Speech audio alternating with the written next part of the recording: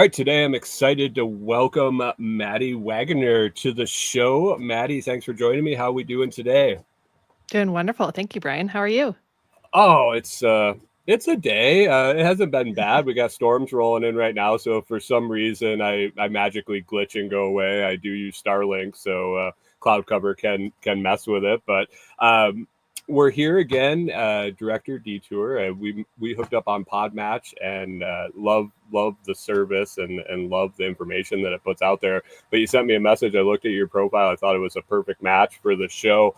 Can you introduce yourself to the audience? Let them know who you are, what you got going on, and then we'll kind of talk about your experiences on the way there. Sure. So, my name is Madi Waggoner. I am the founder of Building Remote, and I work with entrepreneurs to fire themselves from the day to day so they can focus on the work they love, as well as take vacation, parental leave, and sabbatical. Oh, nice, nice. So you're working with people that are looking to transition into their own thing, or people that are already in doing their own thing and making their life better. Well, I often work with more established entrepreneurs, so the latter group, but I really do have a passion for the former as well. I don't really have many offers at this point that helps to support that former group, but part of the reason that I named my company Building Remote is because personally, I've had a lot of great experience with remote work. I was remote long before it got really popular over 2020.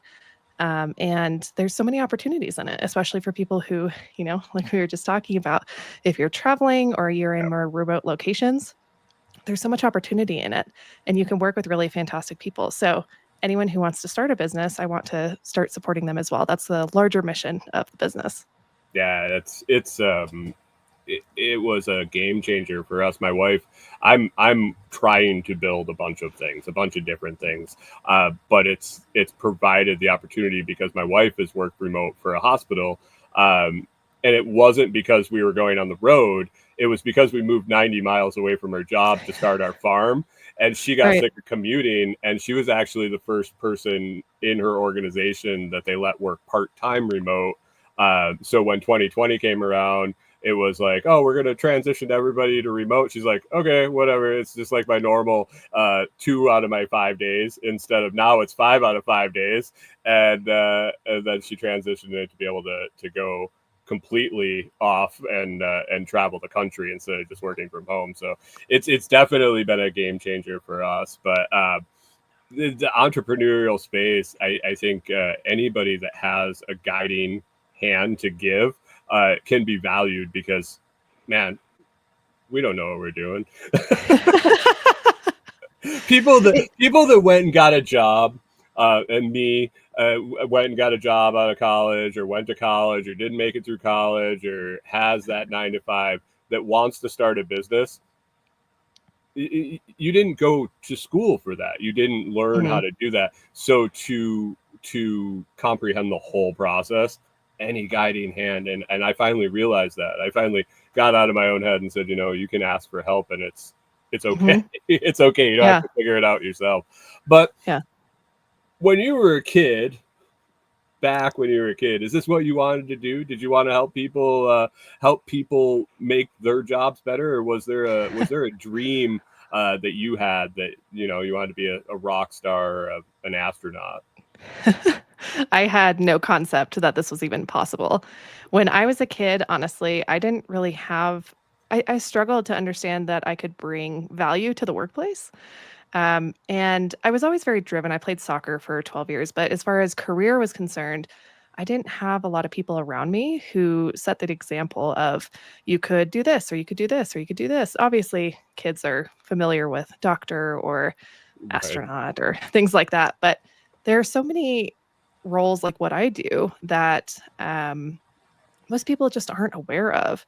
And I could talk about that in a different light because I volunteer with high school seniors, and Okay. it's one of the things that I want to give them more awareness of the opportunities out there. But no, I played soccer. I thought that if I did anything, it would be more in an administrative capacity. Okay. Because again, that was just more of what I was familiar with what I'd seen people do.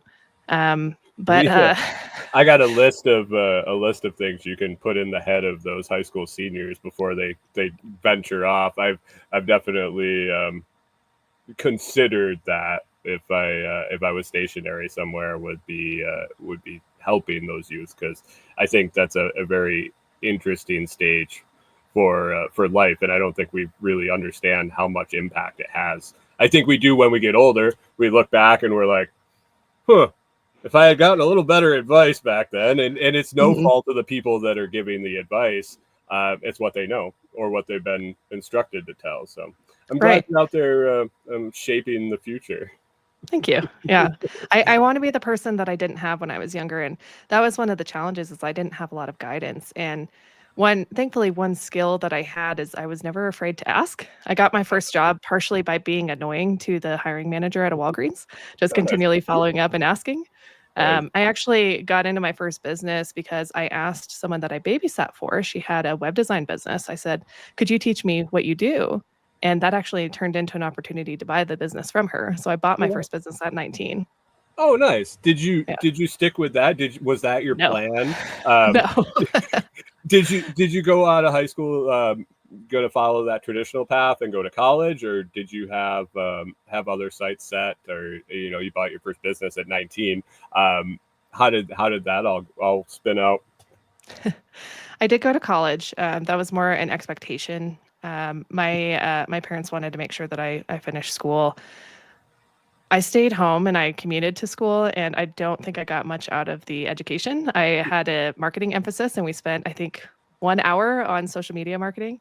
And I graduated in 2013, so we should have had much, much more than that. Yeah. Um, but as far as the business goes, I shut it down after I graduated college because the way that it was set up just wasn't really conducive to being able to support like a job could at that point.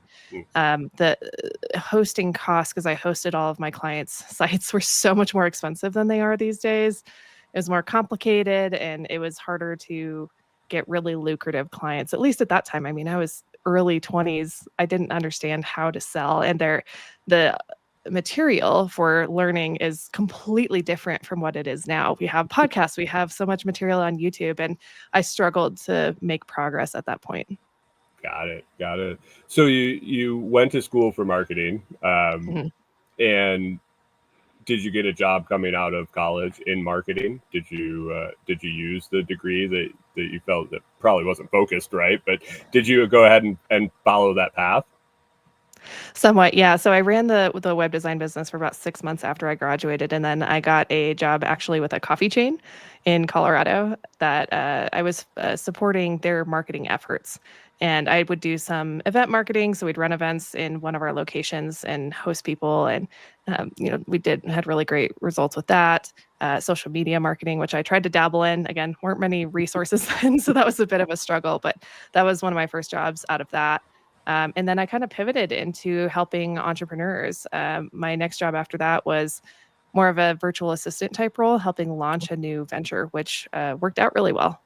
Nice, nice. Oh, The virtual assistant space is wide open. It seems like I've known several people that have gone that route, and they've all taken a different path, and they've all been fairly successful because there's so many niches that you can provide service for people. And I think mhm. people are really looking to um, outsource things at this point. And if I can Yeah, pay you to do it and I don't have to do it, it's that I that's the light bulb that went off in my head is I don't have to learn it. I just need to exactly. figure out how to make up enough money to pay someone to do it for me. And a lot of times they pay for themselves, I would say. Oh, yeah. There is a book called Who Not How that's really popular in some of the circles I've been in. And because I also hire for clients, I've hired a lot of virtual assistants. I've seen the results that these people deliver to their businesses. So don't get me started on talking about the value of virtual assistants because I'll talk about it for a while. So you got hired and as a was that an independent contractor job Yes. as a virtual assistant? So you were eyes on entrepreneurship Hmm. early, like Yes. you kind of knew you were going to do that. Were you able to build that uh, virtual assistant role into what you're doing now? Is that kind of a long transition, or how did that go for you? Lots of detours along the way, Okay, actually. okay. I ended up getting another job with a tech startup after that. I ended up becoming one of their first full-time team members. I became their director of operations, and I ran their operations for a few years. And we increased our revenue by 6 times while I was there. So we did very well as far as tech startups are concerned. After I left that role, I went into another tech startup, started a side hustle, and I got laid off from that second tech startup partially because of COVID. And Okay. because I had my side hustle, I'd been doing consulting for an online entrepreneur at the time. I just pivoted into running my business full time. And it's a little bit different than what I do now. I did do hiring at that point, but I focused heavily on coaching. One of the things that I really believe in with business coaches and consultants is that they need to not just work with the founder, the entrepreneur, but also with their team. So I did a lot of coaching with their team to help them understand really key things. Like most of your team members don't understand what it's like to be in your seat. You are the visionary. You are the one who has to make all the decisions, and that really can weigh on you. And so they have to be taught how to communicate with you. If they're sending you a message in Slack about something they need to format it in the right way. They need to understand not to send a bunch of messages all throughout the day, but to try and learn how to make decisions on their own. So I do a lot of that kind of coaching, and that was going really well until I had my third baby and I took a maternity leave. And the unfortunate thing about that is 3 weeks after I had my baby, I got a message from my operations manager, and she said, "We have a problem. All of the clients have decided to pause indefinitely. We have no income." So I had planned all of this out. I thought I had set things up so that they would have the continued support and have the benefit. But once I came out of the picture, they realized that they were doing okay on their own. And I suddenly had no income right after having my third baby. Oh wow. Yes. So I mean you jumped through the hoops to set yourself up, and you owned your own business at this point. So Yes. it's not like you took an unauthorized maternity leave and they were like, yeah, I can't help you out. Sorry, you're done. Um, what man, did you learn a lot from that moment? I did. I did. So I came back to work a lot earlier than I had intended, feeling very stressed out, also feeling a lot of problems with confidence. The challenges that I'd had when I was younger, and you mentioned my childhood earlier, I struggled with confidence. It still was an issue at that point. And because I thought I had set everything up well, once I was in that place, I felt like I had failed. Mm, And I actually had some interesting successes after that. I launched my first course and I made $8,000 from the first launch without any audience whatsoever. I nice. launched through affiliates. And still, that wasn't enough for me, though. It didn't show enough progress or something. So I felt like I had failed. I felt like I couldn't do this, and I ended up getting another job with a tech startup. And what ended up happening is I got laid off from that one also. After 18 months, I said, "Okay, I'm done with this. We're going back and we're going to work on this confidence issue. And I'm going to take what I've learned through these bad experiences and make good experiences for other people." So, Nice. like I mentioned earlier, part of what I do is working with entrepreneurs to set themselves up so they can step away, so they don't have an experience like I did, because there are so many people who are delivering great value in their businesses, but everything is tied to them making decisions or them doing the work. And that's not you running a business. You're not owning a business. That's a job. You have to show up. You are trading your time for your income. And I often talk to people who they are working 60, 70-hour weeks and have been doing that for years and haven't had a vacation in that entire time. You And that's always not healthy. I mean, I see it. I've worked a lot of jobs over my years in employment, and the small businesses, and you see the owner, and you see him there before you get there. I mean, hopefully, I mean, not really. Once you look at the big picture, hopefully, not really. Hopefully, they've set things up to like you're advising to where they can step away. But that was always the picture of the small business owner is there before everybody else, there after everybody else leaves. Um, that is that. So that's the world that I'm looking at. When they're gone, the business falls apart. Mhm. The key employee, like I did insurance stuff for a while, and it was always you're focusing on the key employees with life insurance. Like what happens if Bob, the guy that knows how to do everything, has gone away?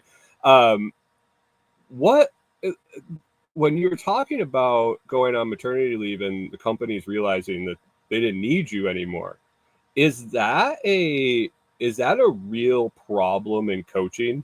Because do you coach can you coach your people out of a job if you're good at what you do? or is there always stuff to teach? It depends on what I'm focusing on and their levels. What I focus on now is actually more of I want to enable you and your team so you don't need me anymore. And that works really well, not only because it's not a little investment to work with me, and depending on what it is, but they need to be taught how to do these things well, and they don't need to keep me on in the long term.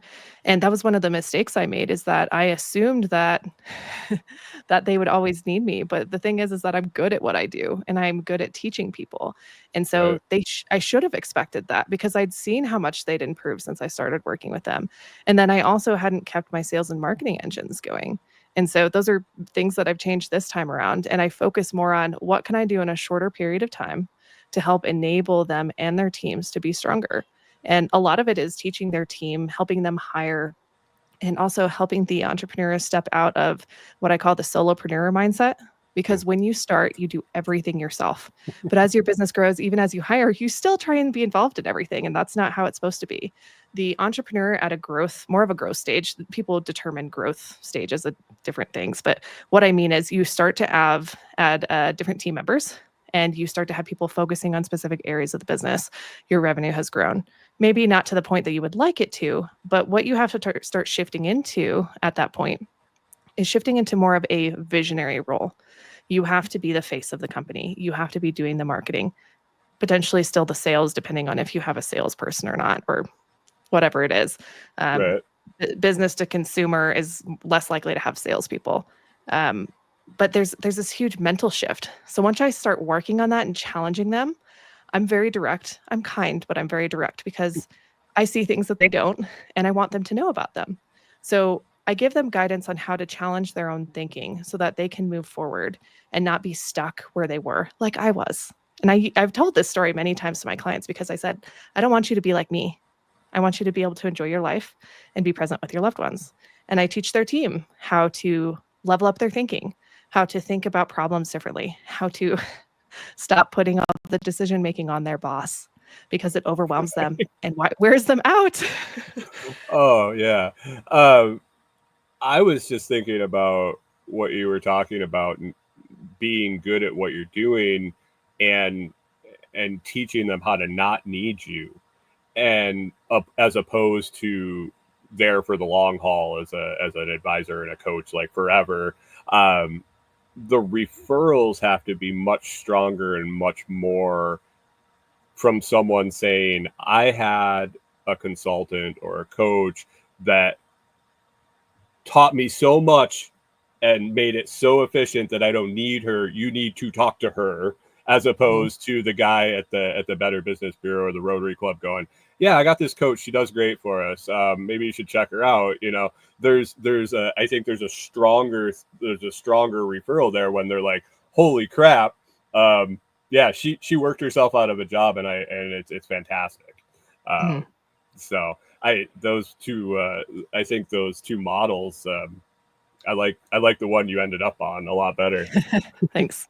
It Uh, definitely helps, because business owners, small business owners, the ones that I work with, typically 0 to 10 employees, sometimes up to 20, depending on the organization, they need to be mindful of what they're spending. And if they can invest in working with me for a little while and then they stop working with me, they have that budget freed up.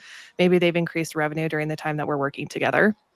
They can hire other experts to come in and teach their team or build out systems for them.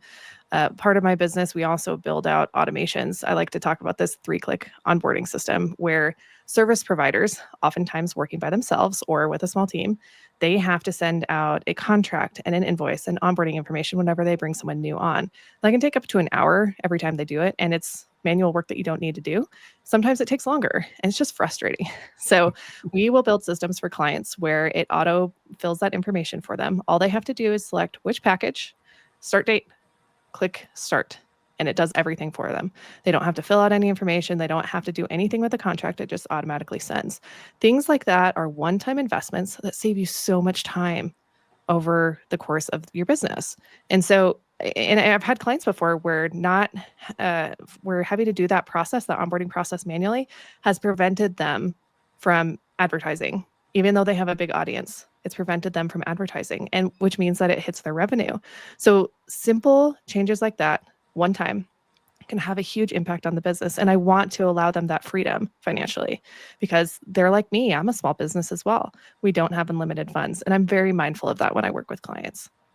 That, I mean, yeah, that's another thing. When you're getting started and you're building things up and you're like, I really could use some help. How am I going to afford it? Exactly. That's the, and you always hear, well, if you're serious about your business, you need to invest in yourself. Well, Hmm. yeah, I really would love to invest in myself if I had the money to invest in myself. Yeah, So, right.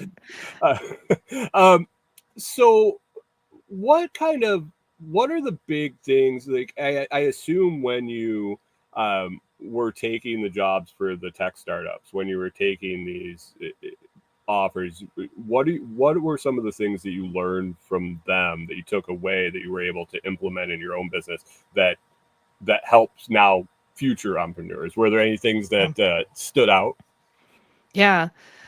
I really like telling this one story about because it's a clear example of one of my strengths where I have this innate ability to see problems and come up with solutions for them.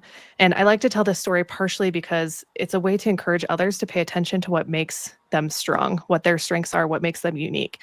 Because for me, in this instance, when I worked for this one startup, we had students coming into the program and they had a 2 week period where they could withdraw. It was a boot camp where essentially they were learning to become a UX designer so that they could change their career.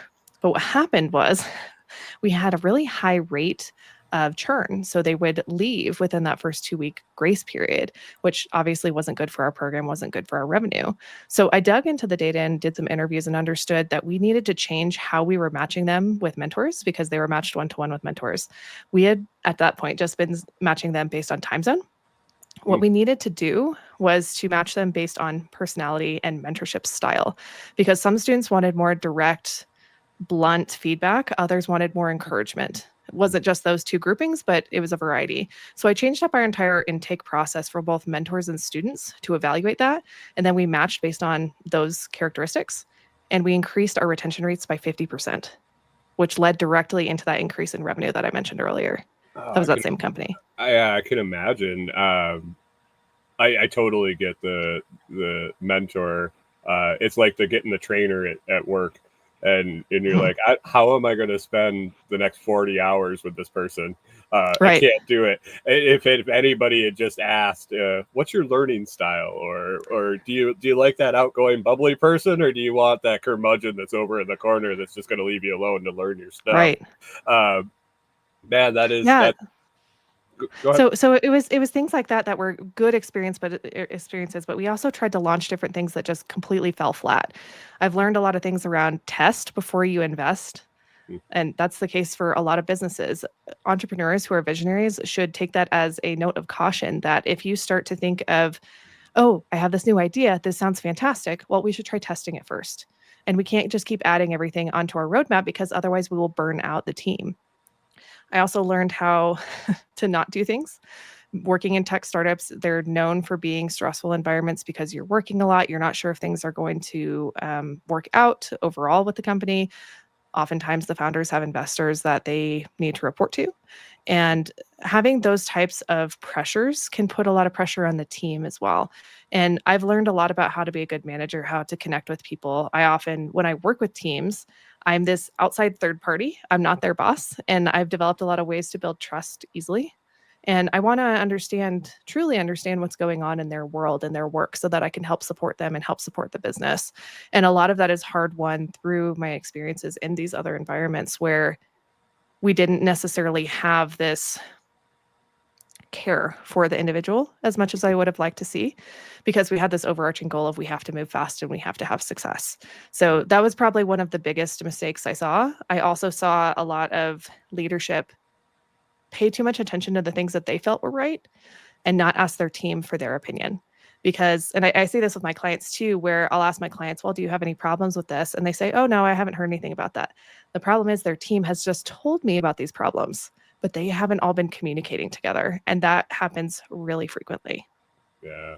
I went through 5 years at I guess it was a tech recycling startup type of Mm. deal, investor funded, and I know exactly the pressures, the deadlines, the answering to the investors, and answering questions, and it all came from the top. Like I had Mhm. to answer to my boss, but my boss was the one that was going to get chewed on it. So it just all rolled downhill, and that stress, not Right. knowing. I don't remember how many days I said to my wife, I know I'm going to show up one day and there's going to be a sign on the door that we're closed just tomorrow. Not you got 2 weeks and we're closing. They're like just going to pull funding and we're just going to be done. It is stressful and Mhm. it affects productivity. So really Mhm. addressing that and knowing, like, having that beacon on is, yeah, Yeah. good job. Like, Thank you. I wish you had been working with some of the companies I work for. I have had a lot of experience of what works and what doesn't work, and that's what I try to bring to the clients that I work with now, where I will challenge them on the things that they are making assumptions on, and I will tell them, "You told me that there are no problems, but I've heard this from your team." And, like I said, I wanna build trust with their team members. I don't like saying, "So and so said this." That's not how I Right. approach it. I try to make it anonymous as much as possible or say, "I'm hearing this from the team." But I do also encourage them trying to have communication together. There's a book that's actually on the shelf behind me called Crucial Conversations that one of my old bosses actually encouraged all of us to read. And it is really helpful when you are having tough conversations to learn how to speak and open up and allow other people to share their thoughts and feelings so that you can arrive at a more successful conclusion versus a blow up or something like that. Or just feeling ignored. Yes, That that too. from the way the bottom people are always just like, oh, they don't care. Like, Yeah. why do I even talk? But Yeah. Maddie, we're coming up on time a little bit. If you want to take some time, tell people about your website, where they can find you, what they can expect when they go there, and maybe who should be reaching out. Sure. So, like I said, I work with entrepreneurs to help them fire themselves from the day to day. So, if you are feeling like you're wrapped up in your day to day and can never escape from it, you haven't been able to take vacation in a long time, or you have a sabbatical or a parental leave that you're planning for, we definitely should talk because we have a lot to do to help get ready for any of those things. As far as my website is buildingremote.co. No M at the end, just .co. I have a lot of material that we've been working on to talk more about each of these individual areas. So, if you just need to get out of the day to day, if you're planning for vacation, parental leave, sabbatical, because they are all slightly different, especially if you're going to be gone for a longer period of time. But I'm happy for anyone to reach out to me there. I'm also starting to put out blog content. I also am very active on LinkedIn. So, if you have any questions or want to check out my content, I'm pretty active over there. Perfect. I will get both those links down in the video and the audio descriptions. I appreciate you being here, and I enjoyed the conversation. I wish you the best, Me too. and hopefully talk to you soon. Sounds great. Thank you so much, Brian.